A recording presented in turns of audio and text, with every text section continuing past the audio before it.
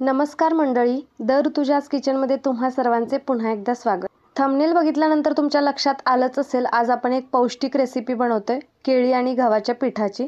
तर सगळ्यात पहिल्यांदा मी परातीमध्ये गव्हाचे पीठ घेत आहे. गव्हाच्या पिठाऐवजी तुम्ही मैदाही वापरू शकता किंवा गव्हाचे पीठ थोडेसे आणि मैदा थोडासा असंही वापरू शकता, पण मी इकडे गव्हाचे पीठच वापरले आहे. इकडे घेतलेले मी गव्हाचे पीठ चाळून ठेवले होते, तुम्हीही गव्हाचे पीठ चाळूनच घ्या. त्यानंतर यामध्ये आपल्याला मीठ आणि हळद घालायची आहे.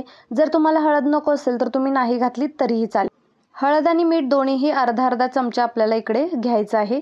त्यानंतर यामध्ये आपल्याला थोडं थोडं पाणी घालून कणिक मळून घ्यायची आहे. आपण जशी पोळीसाठी कणिक मळतो तशीच मऊसूत कणिक मळायची आहे. ही कणिक भिजवताना यामध्ये जास्त पाणी घालू नका, अगदी थोडं थोडंच घालायचं आहे, पण आपल्याला हे कणिक चांगलं मऊसूत होईपर्यंत चुरून घ्यायचं आहे. आता तुम्हाला समजलंच असेल आपण काय बनवतोय, तर आपण केळीची पोळी बनवतोय. ही पोळी बनवायला जितकी सोपी आहे तितकीच खायलाही मस्त लागते, त्यामुळे तुम्ही एकदा नक्की ट्राय करून पहा. आणि ज्यांना कुणाला पुरणपोळी बनवता येत नाही त्यांच्यासाठी तर ही खूप सोपी रेसिपी आहे. नेहमी जी आपण पुरणपोळी बनवतो त्या पुरणपोळीपेक्षा ही पुरणपोळी बनवायला खूप सोपी आहे.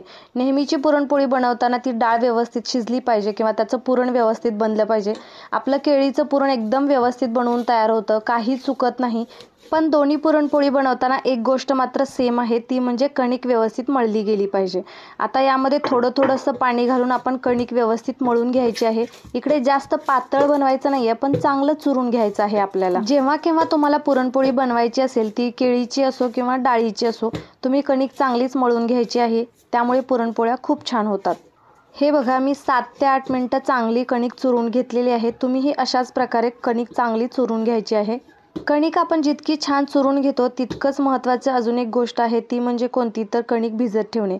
आता याच्यावरती थोडंसं तेल लावून घ्यायचं आहे, म्हणजे वरची कणिक कोरडी पडत नाही, मऊसूतच राहते. आणि हे चांगलं परत एकदा चुरून घ्यायचं आहे. मी व्हिडिओच्या सुरुवातीपासून एकच गोष्ट सांगते, ती म्हणजे कणिक चांगली चुरणे किंवा कणिक चांगली मळणे. तर ही खूपच महत्त्वाची गोष्ट आहे, याच्यामुळेच तुमच्या पुरणपोळ्या खूप छान बनतात. हे बघा, माझी कणिक किती छान मळून झालेली आहे, तुम्ही व्हिडिओमध्ये पाहू शकता. खूप मऊसूत अशी झालेली आहे, याला चिरा वगैरे काही पडत नाहीत. जर तुम्ही जे गव्हाचे पीठ वापरताय त्याला चिकटपणा कमी असेल तर त्यामध्ये थोडेसे मैदा वापरा.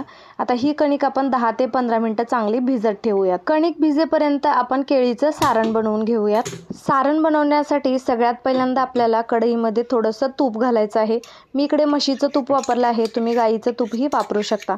1 ते 1.5 चमचा इतकं तूप वापरायचं आहे, थोडंसं जास्त असलं तरी काही प्रॉब्लेम नाही. त्यानंतर यामध्ये आपल्याला अर्धा कप रवा घालायचा आहे. अर्धा कप रव्याच्या 5 ते 6 पुरणपोळ्या बनवून तयार होतात. आता हा रवा आपल्याला चांगला लालसर होईपर्यंत भाजून घ्यायचा आहे. रवा मी बारीक गॅसवरती भाजायला ठेवला होता, तोपर्यंत इकडे केळीचं मिश्रण बनवून घेऊयात. सगळ्यात पहिल्यांदा काय करायचं, एक छोटं मिक्सरचं भांडं घ्यायचं आहे आणि त्यामध्ये आपल्याला अशा प्रकारे केळी सोलून त्याचे छोटे छोटे तुकडे करून घ्यायचे आहेत. अर्धा कप रव्यासाठी मी इकडे 4 केळी वापरली होती. तुम्ही जर 1 कप रवा घेताय तर त्याच्यासाठी तुम्ही 8 केळी वापरा. वाटीचेही प्रमाण असेच आहे. जर तुम्ही अर्धी वाटी रवा घेताय तर त्याच्यासाठी 4 केळी वापरा आणि जर 1 वाटी रवा घेताय तर त्याच्यासाठी 8 केळी वापरा. अर्धी वाटी रव्यामध्ये 5 ते 6 पुरणपोळ्या बनवून तयार होतात, मी सुरुवातीलाच सांगितल्याप्रमाणे. आणि जर समजा तुम्ही 1 वाटी रवा घेताय तर त्याच्या तुम्हाला 10 ते 12 पुरणपोळ्या बनवून तयार होतात. मी 4ही केळांची साल काढून घेतलेली आहे आणि आता हे आपल्याला मिक्सरमध्ये बारीक करून घ्यायचं आहे. मी इकडे मध्यम आकाराची 4 केळी वापरली आहेत. जर समजा केळी थोडीशी मोठी असतील तर तुम्ही 3च वापरा आणि जर समजा केळी छोटी असतील तर तुम्ही 4 ते 5 केळी वापरू शकता. आता ही केळी मी मिक्सरमधून बारीक करून घेणार आहे. तसेच रव्याकडेही लक्ष ठेवा, गॅस मंद आचेवरतीच होता, तरीही रवा मध्ये मध्ये हलवत राहायचा आहे. हे बघा, आता रवा भाजून झालेला आहे. मी इकडे बारीक रवा वापरला होता, मोठा रवा वापरायचा नाही आहे, बारीक रवाच वापरायचा आहे. मी इकडे केळीही बारीक करून घेतलेली आहेत. हे बघा, तुम्ही पाहू शकता व्हिडिओमध्ये. केळीमध्ये आपल्याला दूध किंवा पाणीही काही घालायची गरज नाही आहे, असंच आपल्याला मिक्सरमधून बारीक करून घ्यायचं आहे. हे बघा, छान पेस्ट बनवून तयार झालेली आहे. आता ही पेस्ट आपल्याला भाजलेल्या रव्यामध्ये घालायची आहे. अर्धा कप रवा किंवा जर तुम्ही वाटीचं प्रमाण घेताय तर अर्धी वाटीसाठी 4 केळी ही पुरेशी आहेत. हे परफेक्ट प्रमाण आहे. फक्त एक गोष्ट लक्षात ठेवा की रवा हा बारीकच वापरायचा आहे, मोठा रवा अजिबात वापरायचा नाही. आता हे आपल्याला व्यवस्थित मिक्स करून घ्यायचं आहे. केळीचं मिश्रण घातल्यानंतर लगेचच 1 ते 2 मिनिटात हे घट्ट होतं, अजिबात वेळ लागत नाही. गॅस मंद आचेवरती ठेवूनच ही सगळी प्रोसिजर आपल्याला करायची आहे. आता यामध्ये मी अर्धा कप गूळ घालते. मी अर्धा कप रवा घेतला, त्याच्यासाठी अर्धा कप गूळ हा पुरेसा आहे. तुम्ही गुळाऐवजी साखरही वापरू शकता. गूळ घातल्यानंतर हे व्यवस्थित आपल्याला मिक्स करून घ्यायचं आहे. गूळ विरघळला की मिश्रण थोडंसं पातळ होतं, पण नंतर लगेचच घट्टही होतं, त्यामुळं जास्त काळजी करायची गरज नाही आहे. लगेच मिक्स करून घेतल्यानंतर गॅस आपल्याला बंद करून द्यायचा आहे आणि त्यानंतर यामध्ये आपल्याला थोडीशी वेलची पावडर घालायची आहे. वेलची पावडर आणि जायफळ दोन्हीही तुम्ही घालू शकता. मी फक्त इकडे वेलची पावडरच घातलेली आहे. आता हेही आपल्याला व्यवस्थित मिक्स करून घ्यायचं आहे. वेलची पावडर सगळ्यात शेवटी घाला, म्हणजे खूप छान फ्लेवर राहतो. आता हे मिश्रण आपलं बनवून तयार झालेलं आहे. मी एका हे बाउलमध्ये काढून घेते. मिश्रण जास्त थंड होऊ द्यायचं नाही. जसं आपण शिरा थंड झाल्यावरती घट्ट होतं, तसंच हे मिश्रणही घट्ट होतं.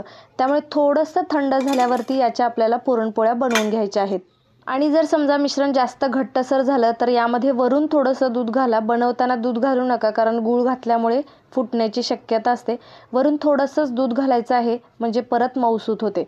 हे बघा, माझं मिश्रण एकदम परफेक्ट झालं होतं.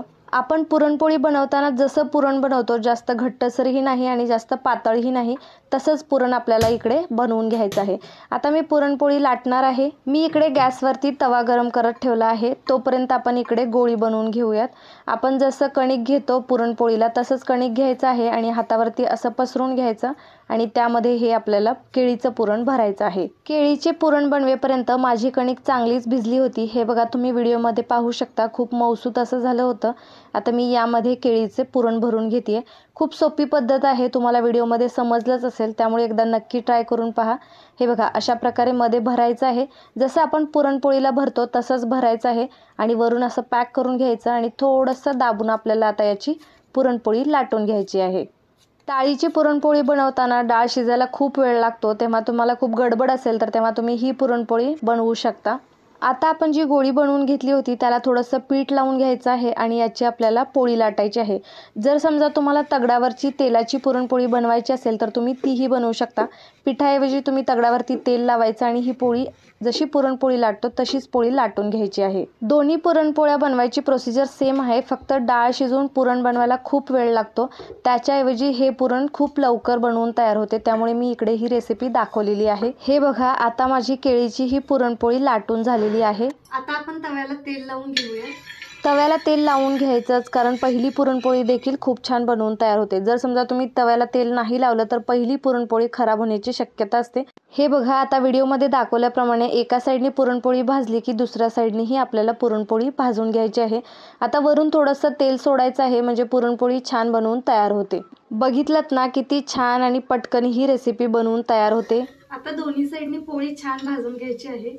मस्त अशा पुरणपोळ्या बनवून तयार झाला. माझ्या नवरोबालाही खूप आवडल्या होत्या आणि विहाननी देखील ही पुरणपोळी खाल्ली होती. फक्त एक गोष्ट लक्षात ठेवा, मिश्रण जास्त वेळ थंड व्हायला ठेवू नका. थोडंसं नॉर्मल थंड झालं की लगेच पुरणपोळी बनवायला घ्या. हे बघा, मी तुम्हाला दुसरी एक पुरणपोळी बनवून दाखवते. हे केळीचे पुरण जर जास्त थंड झाले तर त्याच्या पुरणपोळ्या अजिबात चांगल्या होत नाहीत. पुरण घट्ट होते, त्यामुळे पुरणपोळी लाटताच येत नाही. जसे आपण शिरा बनवून ठेवल्यानंतर शिरा थोड्या वेळाने जास्त घट्ट होतो थंड झाला की, तसेच हे पुरण देखील घट्ट होते, कारण यामध्ये देखील आपण रवाच वापरलेला आहे. मिश्रण चांगले असले की पुरणपोळीच्या कडेपर्यंत पुरण जाते आणि पोळी खूप छान लागते. त्यामुळे तुम्ही अशाच पद्धतीने पुरणपोळी बनवून पहा. हे बघा, इकडे व्हिडिओमध्ये मी दाखवल्याप्रमाणे बाकीच्याही पुरणपोळ्या बनवून घेतल्या होत्या. व्हिडिओच्या सुरुवातीलाच सांगितल्याप्रमाणे अर्धा कप रव्यामध्ये 5 ते 6 पुरणपोळ्या बनवून तयार झाल्या होत्या. जर तुमच्या घरी जास्त माणसे असतील तर तुम्ही जास्त रवा वापरू शकता. 1 ते 1.5 वाटी त्याचं प्रमाणही मी सुरुवातीला सांगितलेलं आहे. जेवढा रवा घेताय तेवढंच तुम्हाला गूळ किंवा साखर याचं प्रमाण वापरायचं आहे. हे बघा, मी बाकीचीही पुरणपोळ्या बनवून घेतल्या होत्या. व्हिडिओमध्ये तुम्ही पाहू शकता, मस्त अशा पुरणपोळ्या बनवून तयार झाल्या होत्या. खूप मऊसूतही झाल्या होत्या आणि खायलाही खूप छान लागत होत्या. थोडंसं तूप टाकलं होतं वरून, खूप टेस्टी झाल्या होत्या. पुरण छान कडेपर्यंत गेलं होतं. हे बघा, तुम्ही व्हिडिओमध्ये पुरणपोळी पाहूच शकता आणि व्हिडिओमध्ये दिसतंय किती मऊसूत ही पुरणपोळी बनवून तयार झाली होती. आजचा व्हिडिओ कसा वाटला ते कमेंट करून नक्की सांगा.